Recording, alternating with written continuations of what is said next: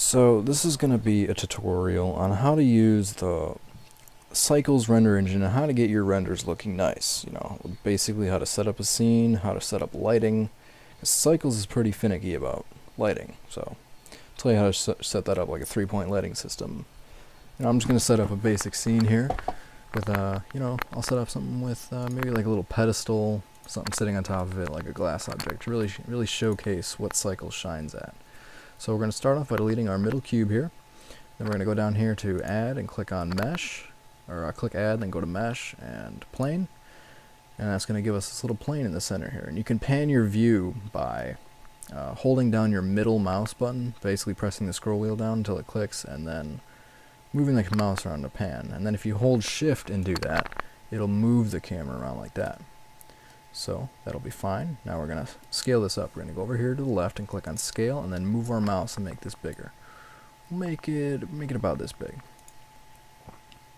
Now there are two ways of making a pedestal. We could do it the cheap way and the easy way. We can go to Add, Mesh, Cube, and we can just add a cube to the center. That's not a bad idea, so we'll do that. So that's that. This is that. So now we're going to add another object. We'll just add a... You know what, let's add a mesh, let's add a monkey head.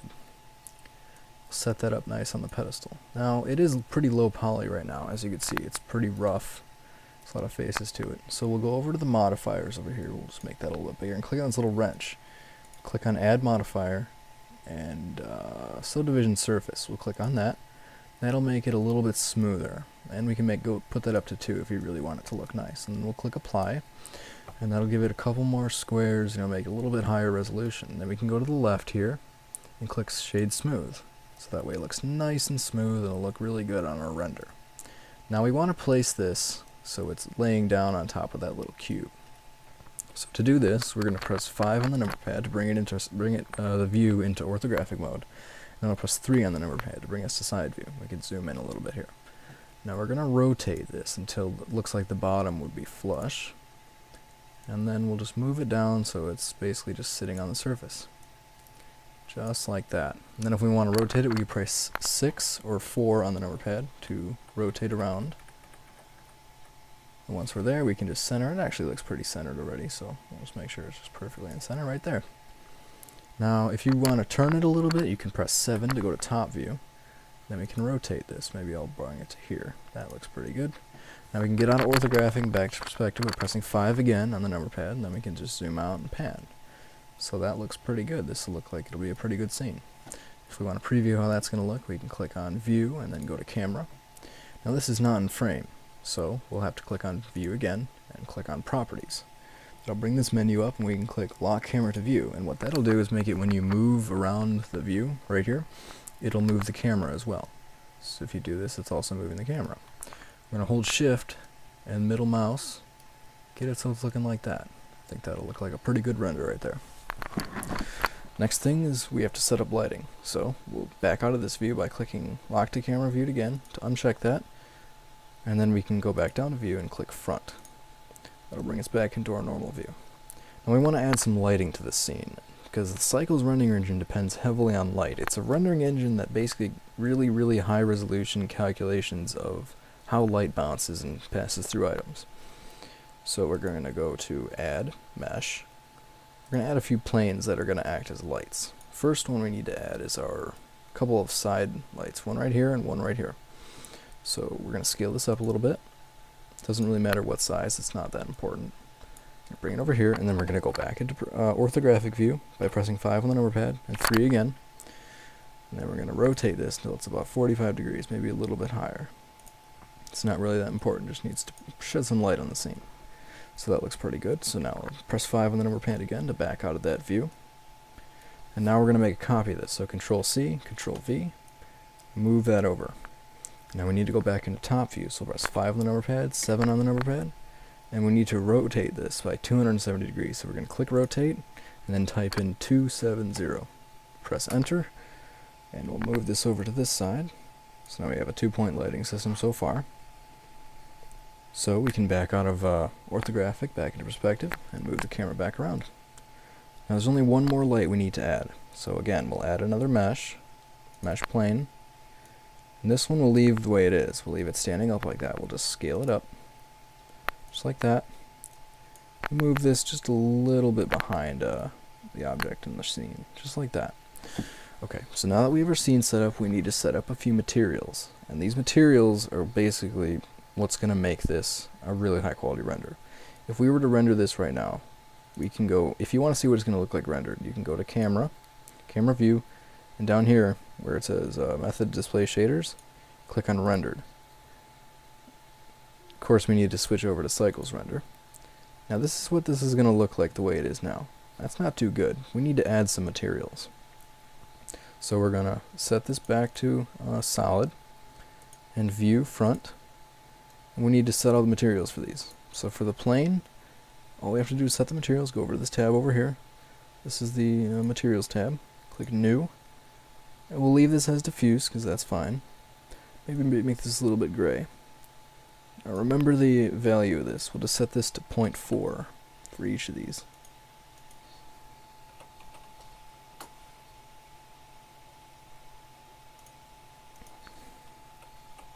Okay, so that's good, because that's a good gray color. Now we can click on this, and instead of clicking new, we can click this and select one of these materials. It's going to be this one, because this is the one we set the 0.4 as. So now these are going to look like the same two materials, the same object. Now we want to add a nice material to this Suzanne head. All we need to do is click new, and I think I want to make this kind of a glass color. So we're going to click on glass BDSF, and we'll make it a different color. If you want to see what it's going to look like, you click the preview tab. I think I'm going to make this kind of like an amberish kind of glass. Like maybe a dark orange. Too red. Yeah, that looks pretty good. Maybe lighten it up just a little bit. And then the roughness will make it kind of like not too opaque, just a little like if you've ever seen sand rubbed glass, like a glass bottle that's been on a beach, it's got that kind of roughness to it that makes it so it's not quite perfectly transparent. I think that's a good look for these kind of renders. So there, we have that material set up. Now all we need to do are set up these lights. Now this is very easy. All we need to do is click on new material and make these emission, so they emit light.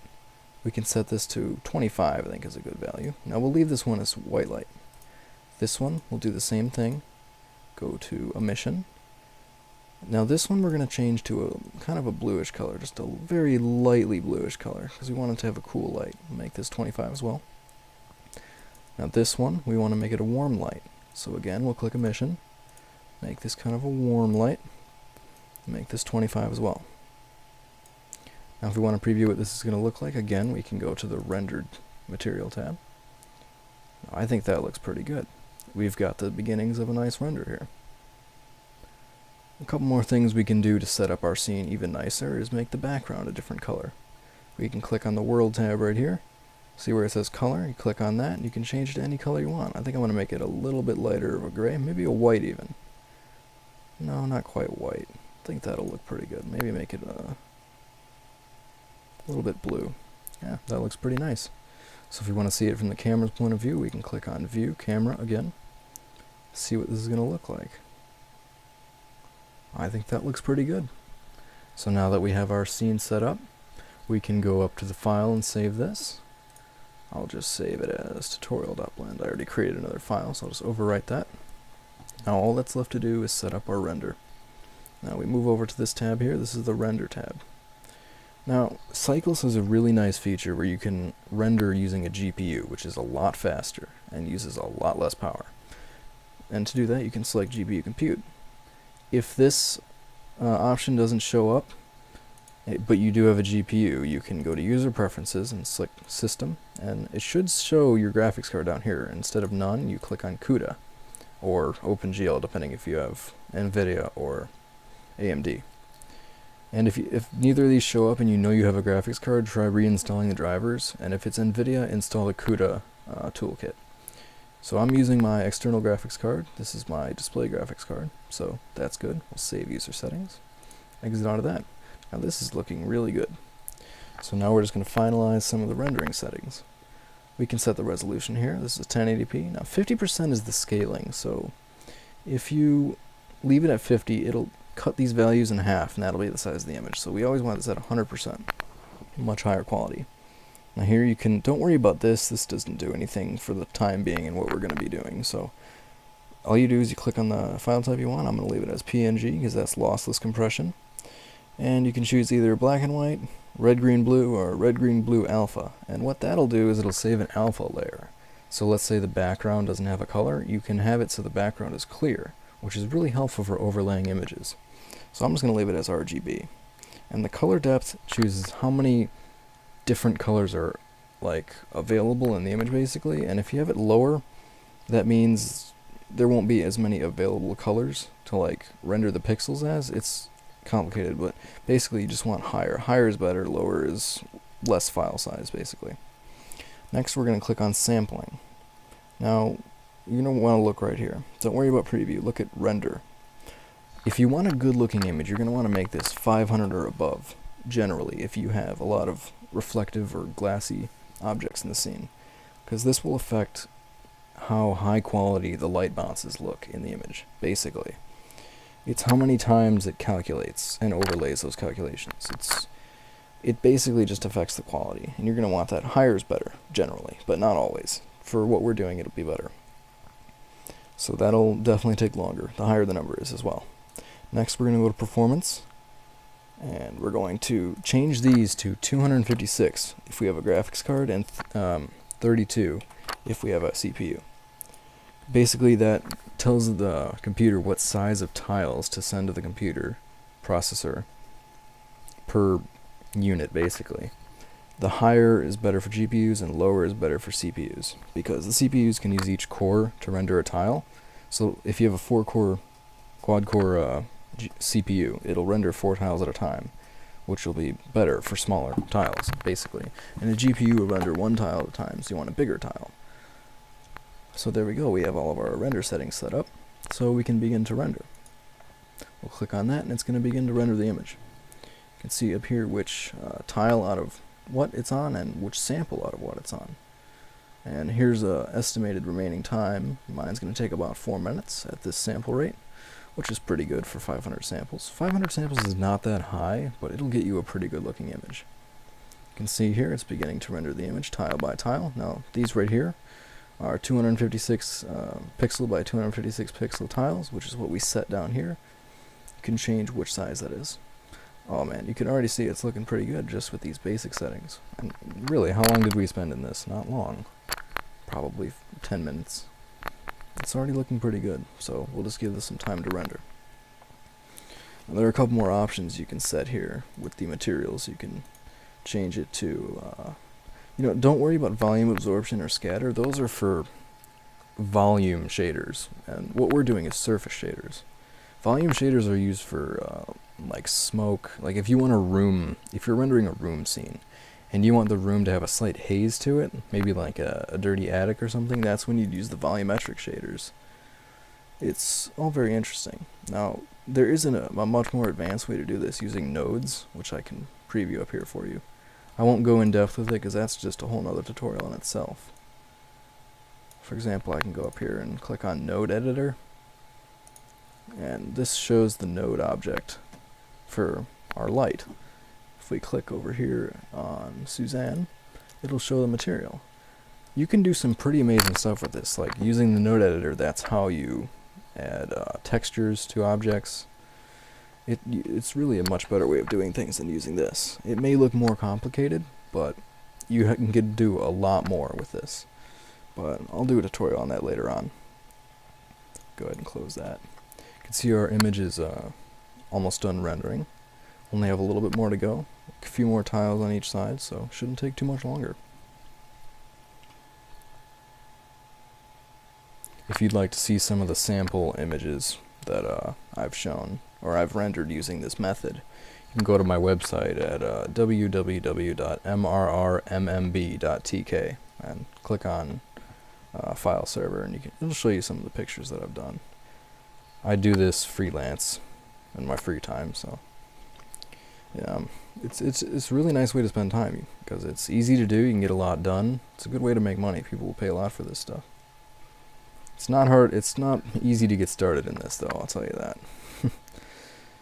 So you can see we're almost done rendering. We got 3 tiles left. Shouldn't take too much longer. Got about 18 seconds left in the render. And you can see this looks pretty great. You got shadows, dynamic light passing through the object. The surface looks really nice. It's really not that hard. Like, they make rendering these days, making these 3D graphics very easy. You can do it on very low budget. Like I'll show you up here. The graphics card I'm using is it's a pretty old card. It's a 750 Ti GeForce GTX. That's by no means an expensive card. It was about 150 bucks when I got it, but it renders pretty nice images like this. So if you want to save the image, which I'm assuming you do, you click on Save As Image down here, and just choose a place to save it. I'll just go to my pictures, right here, and I'll save it as monkey. Save image, and there you go. Now you can navigate to where you saved it. Give me a moment. There you go, you got a 1080p render. If you enjoy my videos, make sure to like and share. If you have any questions, I'm going to make sure to read the comments and help you as best I can. Thanks for viewing.